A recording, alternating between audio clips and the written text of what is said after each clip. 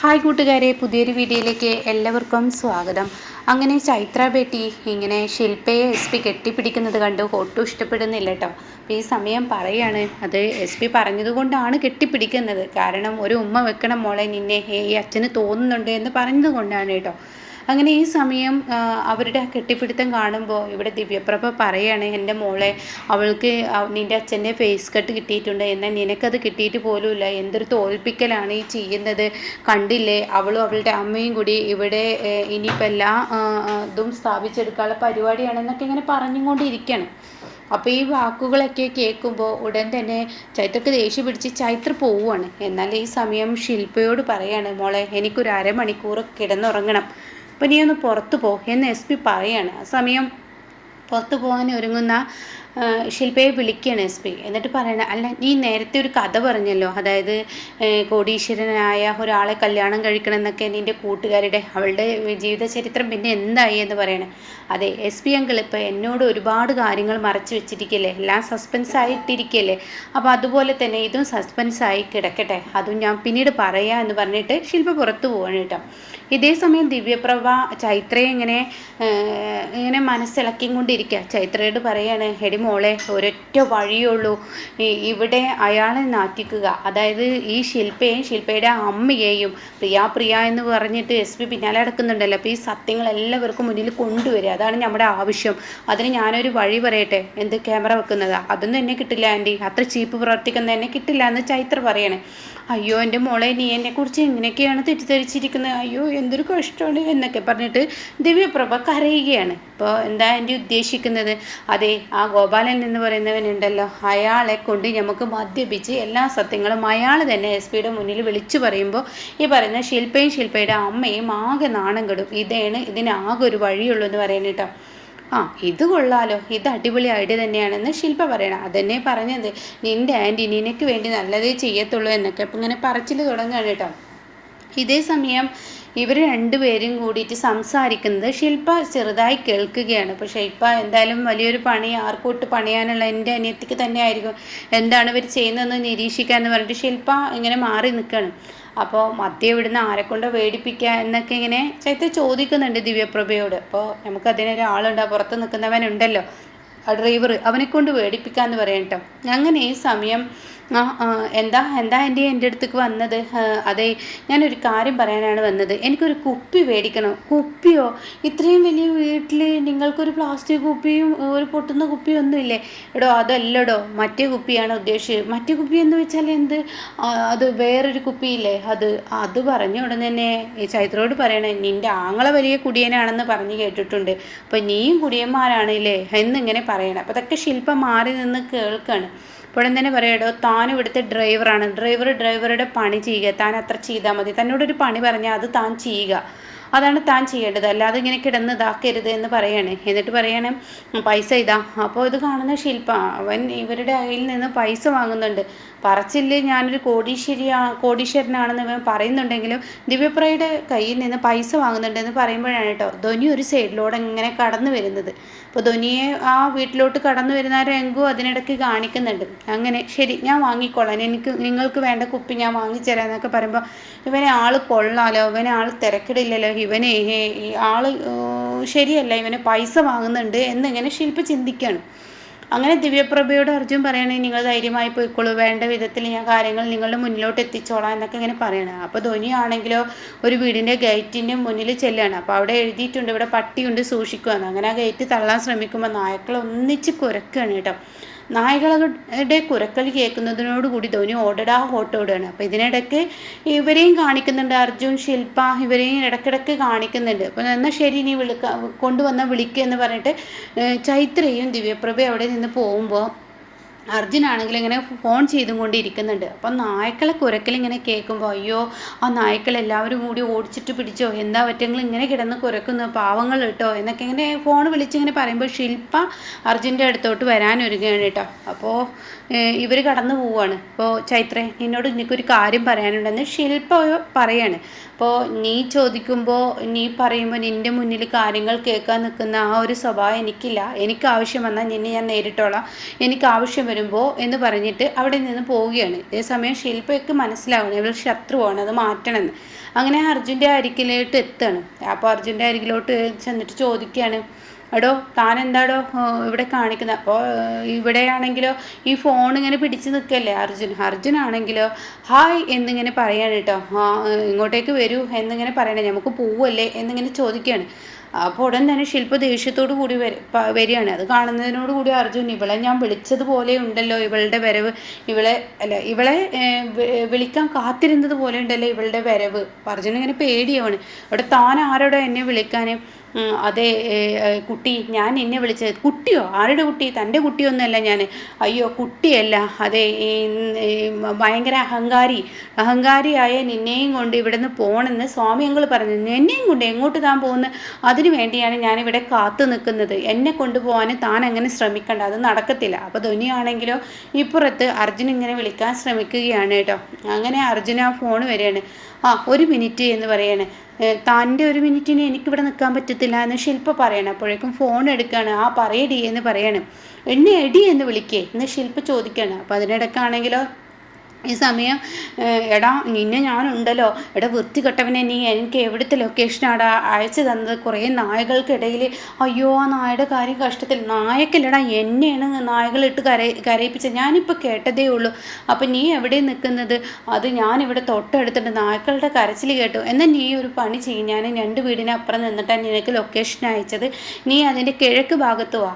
അപ്പോൾ അത് കേട്ടോടെ തന്നെ, എടാ എൻ്റെ അടുത്ത് കിഴക്ക് ഭാഗം നോക്കാനുള്ള ആ ഒരു സാധനമൊന്നും എൻ്റെ അടുത്ത് ഇല്ലടാ, ലെഫ്റ്റോ റൈറ്റോ എന്ന് പറഞ്ഞാൽ മതി. എന്നാൽ ശരി, നീ ലെഫ്റ്റിലോട്ട് വാ എന്ന് പറയാണ്. ശരി എന്നും പറഞ്ഞ് ഫോൺ വെക്കാണ്. ഫോൺ വെക്കുന്നില്ല. ഈ ഫോണുമായി വായോ, ഇനി ഇങ്ങോട്ടേക്ക് വാ. അപ്പോൾ ശില്പയോട് പറയാണ്, നീ ഇങ്ങ് വായോ, പിന്നെ നമുക്ക് അവിടെ നിന്ന് സംസാരിക്കാം. അപ്പോൾ ശില്പ ചോദിക്കുകയാണ്, നീ പറഞ്ഞതിനനുസരിച്ച് വരാനും ഇതാണ്, എനിക്ക് വേറെ പണിയൊന്നുമില്ല, കുട്ടിയൊന്നും ഇങ്ങോട്ടേക്ക് വരുന്നുണ്ട്. ആരുടെ കുട്ടി എന്ന് അപ്പോൾ ശില്പ പറയാണ്. അയ്യോ ഒന്നുമില്ലേ, ഞാനൊന്ന് പോയി നോക്കട്ടെ എന്ന് പറഞ്ഞിട്ട് ഫോൺ കട്ട് ചെയ്ത് ധ്വനിയുടെ അടുത്തോട്ട് പോവാണ്. അപ്പോൾ റോട്ടിൽ നിന്ന് ധ്വനി എന്ന് പറഞ്ഞിങ്ങനെ വിളിക്കുക. അപ്പോൾ ധ്വനി പറയണേ ഇങ്ങോട്ടേക്ക് വാ എന്ന് പറയണേ. അപ്പോൾ അർജുൻ പറയണേ നീ ഇങ്ങോട്ടേക്ക് വാ എന്ന് പറയണേ. ഇതേ സമയം ഈ മാടി വിളിക്കൽ ശില്പയും വിളിക്കുകയാണ് കേട്ടോ. അപ്പോൾ ശില്പ പറയണേ, താൻ വിളിക്കുന്നിടത്ത് വരലല്ല എൻ്റെ പണി എന്ന് പറയണേ. അപ്പോഴേക്കും ശില്പയുടെ അടുത്ത് വന്നിട്ട് പറയണേ, എൻ്റെ ഒരു ഫ്രണ്ട് വന്നിട്ടുണ്ട്, ഒരു സീൻ ഉണ്ടാക്കരുത്, അവളുടെ മുന്നിൽ ഇനി നല്ലപോലെ പെരുമാറണം എന്നൊക്കെ ഇങ്ങനെ പറയാണ് കേട്ടോ അർജുൻ ചെന്ന് ശില്പയോട്. അപ്പോൾ ശില്പ പറയണേ, തൻ്റെ ഫ്രണ്ടിനോട് പെരുമാറലാണ് എനിക്ക് പണിയെന്ന് പറഞ്ഞിട്ട് ശില്പ അകത്തോട്ട് കയറി വരുമ്പോൾ ധനിയാണെങ്കിലോ ഈ കാറിന് അടുത്തോട്ട് എത്തുകയും ചെയ്തു കേട്ടോ. അങ്ങനെ അവർ കണ്ടുമുട്ടാതെ പോവുകയാണ്. ഇതേ സമയം ധ്വനി പറയാണ്, എടാ താൻ എന്ത് പണിയാണ് എന്നോട് കാണിച്ചത്? എനിക്ക് ലൊക്കേഷൻ അയച്ചു തന്നിട്ട് 2 വീട് അപ്പുറം ഞാൻ ഒരുമാതിരി കഷ്ടപ്പെട്ടു പോയി എന്നൊക്കെ എന്നെ പറയാണ്. എന്നിട്ട് പറയണേ, ചെറുക്കനെയും പെണ്ണിനെയും ഞാൻ കാണട്ടെ, എന്നിട്ട് അവർക്ക് ഈ ഗിഫ്റ്റ് കൊടുത്ത് ഞാനങ്ങ് പോട്ടെ, നിന്നെക്കൊണ്ട് ഞാൻ വല്ലാത്തൊരു കഷ്ടത്തിലായി എന്നൊക്കെ അങ്ങനെ പറയാണ്. ആ സമയം പറയാണ്, അതെ ഇവിടെ ഉള്ളവരൊക്കെ രാക്ഷസന്മാരാണ്. എന്ത് രാക്ഷസനാണ്? ഞാൻ നിന്നേറ്റ് കൂട്ടില്ല, എന്നെ നീ രാക്ഷസി യക്ഷി എന്നൊക്കെ വിളിക്കുക. അയ്യോ നിന്നെയല്ല എൻ്റെ ധ്വനി, ഞാൻ ഈ വീട്ടിലുള്ളവരെയാണ് പറഞ്ഞത്. ഇവിടെ കുറച്ച് പെണ്ണുങ്ങളുണ്ട്, അവരെല്ലാം യക്ഷികളാണ്, അതിൽ ഒരു ചെറിയ യക്ഷിയാണ് നീ. എന്നെ യക്ഷിയെന്ന്? അയ്യോ നീ യക്ഷി എന്നല്ല ഞാൻ ഉദ്ദേശിച്ചത്, യക്ഷിയാണെങ്കിലും നീ നല്ല സൗന്ദര്യവതിയായ അങ്ങനെയുണ്ടല്ലോ അതാണ്.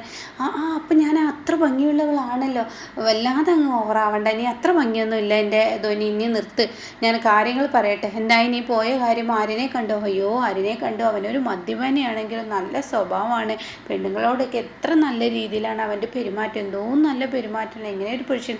എൻ്റെ ധ്വനി നീ ഇങ്ങനെ ആളുകളെ വിശ്വസിക്കരുത്. അയ്യോ അങ്ങനെയല്ല, അവൻ എന്നോട് നാളെ ചെല്ലാനാണ് പറഞ്ഞിരിക്കുന്നത്, ഇനി ഞാനും അവനും നാളെ തമ്മിൽ കണ്ടുമുട്ടലുണ്ട്, ആ കണ്ടുമുട്ടലിന് ശേഷം നിന്നോട് സംസാരിക്കാം. എന്തായാലും ഞാൻ നിൽക്കുന്നില്ല, എനിക്ക് പെട്ടെന്ന് വധൂവരന്മാർക്ക് ഈ ഒരു ഇത് കൊടുത്തിട്ട് പോട്ടെ. അയ്യോ ഈ വീട്ടിലോട്ട് നീ കയറണ്ട, എന്തായാലും ഇവിടെ ഒരു റിസപ്ഷനോ കല്യാണോ ഒക്കെ പേരിനാണ് ഉണ്ടായിട്ടുള്ളത്, അതുകൊണ്ട് നീ തൽക്കാലം അങ്ങ് പോയേക്ക്, നിന്നെപ്പോൾ കണ്ടാൽ അവരെല്ലാവരും കടിച്ച് കയറും. ശരി എന്നാൽ ഈ ഗിഫ്റ്റ് കൊടുക്കട്ടോ. ശരിയെന്നും പറഞ്ഞാൽ അർജുന് ഈ ഗിഫ്റ്റ് വാങ്ങിച്ച് ധ്വനിയെ അങ്ങ് പറഞ്ഞു വിടുകയാണ് കേട്ടോ.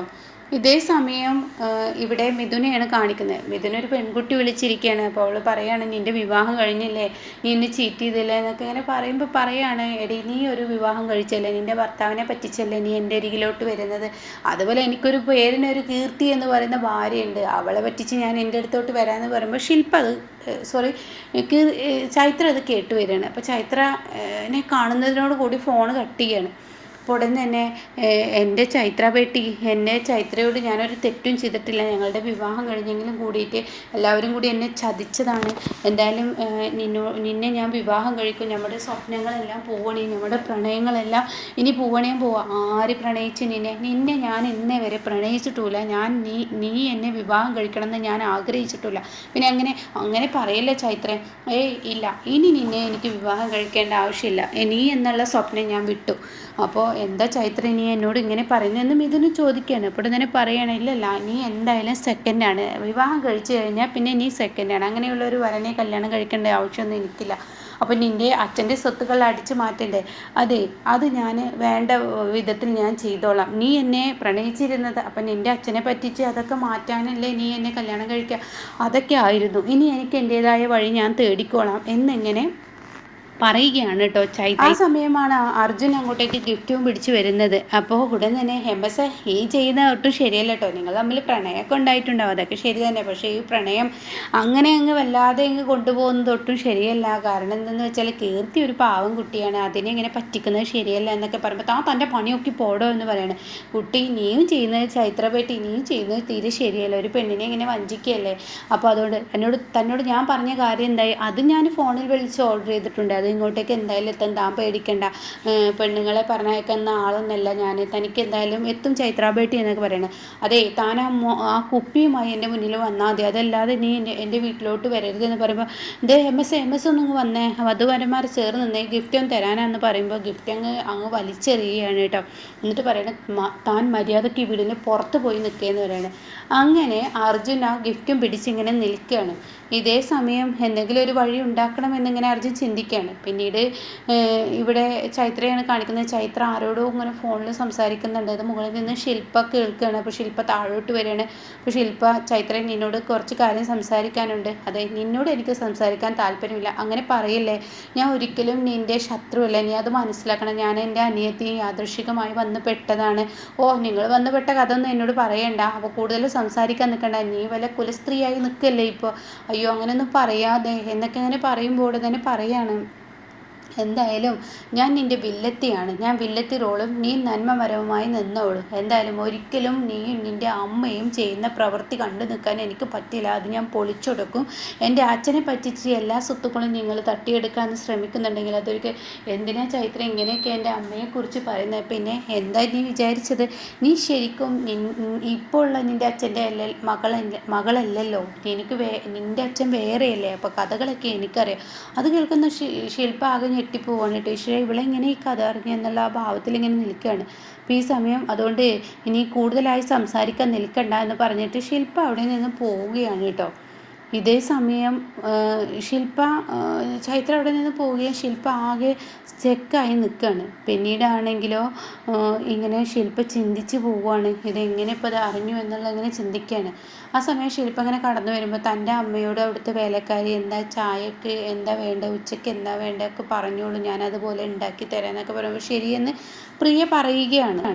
അപ്പോഴാണ് ശില്പ കയറി വരുന്നത്. ശില്പ ഇങ്ങനെ ചിന്തിക്കുകയാണ്, തൻ്റെ അമ്മയോട് എല്ലാ കാര്യങ്ങളും പറഞ്ഞെങ്കിലോ, ഇവിടെ ചൈത്ര പറഞ്ഞത് 2 മക്കൾക്ക് 2 അച്ഛനാണല്ലോ, നിൻ്റെ അമ്മ വലിയ പുണ്യാവതിയാണല്ലോ എന്നൊക്കെ പറഞ്ഞ ആ വാക്ക് എൻ്റെ അമ്മയോട് പറഞ്ഞെങ്കിലോ, അത് വേണ്ട, എൻ്റെ അമ്മ വിഷമിക്കും, അതുകൊണ്ട് എൻ്റെ അമ്മയോട് പറയാതിരിക്കുക നല്ലത് എന്നിങ്ങനെ ചിന്തിച്ച് നിൽക്കുന്ന ആ ഒരു സീനിലാട്ടോ എപ്പിസോഡ് നിർത്തിയിരിക്കുന്നത്.